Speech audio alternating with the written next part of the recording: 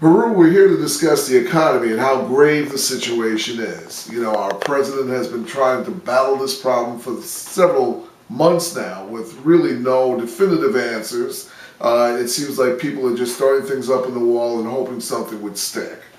Many people who are still working are concerned about where they park their money and to try to understand this new economy that is coming. You're a great proponent of strategic realignment. And so because this is a new concept, we were able to put it out on the internet through Twitter and to basically ask questions of people what they wanted to know about the concept of strategic realignment. You ready to hear the questions? Absolutely. Okay, let's begin. Anita from Philly writes, "You say we're in a new economy, but I still can't grasp that concept. Can you explain that a bit more?" Absolutely. I think we have to understand that we go through various economic ages. This country was really founded on an agricultural society, and we moved quickly into the industrial age. And the industrial age had rapid growth all the way up through the end of World War II.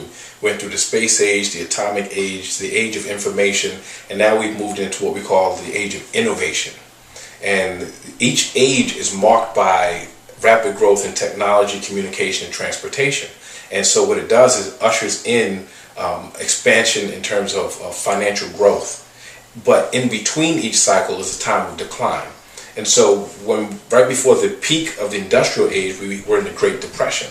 We saw growth up until this point where you saw a major decline, and now we're moving into the age of innovation where we take the information from the information age and we utilize that for rapid growth again. Jamil from right here in Brooklyn asked, "I saw your last video on seizing opportunity and it inspired me. But with things so crazy with the economy, how do I know which opportunities are best for me?" That's really the essence of strategic realignment, because you have to really closely examine, without judgment, you have to closely examine the situation you find yourself in.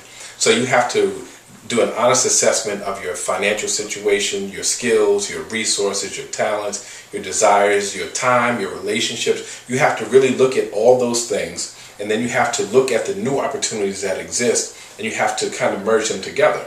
Some people have more of an affinity and more resources towards real estate. Some have more resources and more of an affinity towards securities investing, and some are more geared toward business ownership.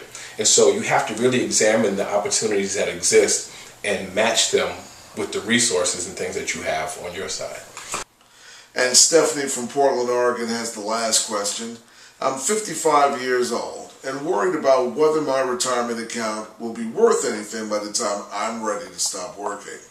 What can I do right now to make sure I'm okay once I retire?" That's a really great question, and unfortunately we find a lot of people, because we have so many baby boomers on the verge of retiring, in a similar situation where they discover that their 401k, their TDA, has lost at least 50% of its value.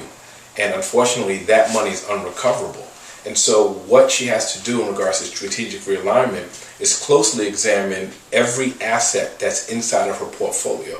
So whether it's stocks, bonds, other assets, you have to really look at what's performing inside of the portfolio and what's not, and really get rid of the stuff that's not performing.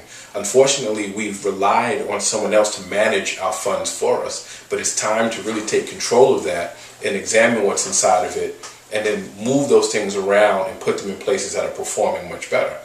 There are a lot of things that are doing well that she can look at, whether you're talking about precious metals right now, some of the energy resources, foreign stocks in Latin America and Asia, and really move those investments into something that's going to give her a great return. Very good.